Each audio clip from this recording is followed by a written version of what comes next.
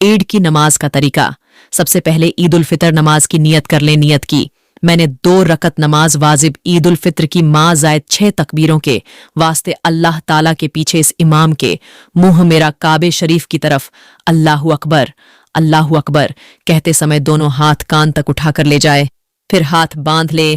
फिर ईद की नमाज में सबसे पहले सना पढ़े, सुबहाना कल्ला हुम्मा बिहमदिकावत बारकस मुकावताला जद्दुका वला इलाहा गैरुक सना पढ़ने के बाद दोबारा से हाथ कान तक ले जाए, अल्लाहु अकबर कहकर हाथ छोड़ दें।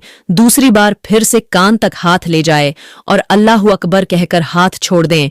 इव तीसरी बार भी यही करना है, लेकिन इस बार हाथ को छोड़ना नहीं बल्कि बांध लेना है। अब इमाम जो भी पढ़े उसे ध्यान से सुने, इधर उधर ध्यान न दे। इमाम साहब औज़ु बिल्लाह, बिस्मिल्लाह और सूरह फातिहा अन्य सूरत पढ़े तो ऐसे में आपको खामोश होकर सुनना चाहिए। इसके बाद रुकू और सजदा करेंगे। फिर दूसरी रकात के लिए सजदे से खड़े होने पर इमाम साहब बिस्मिल्लाह, सूरह फातिहा अन्य कोई सूरत पढ़े, ऐसे में आपको खामोश होकर सुनना है।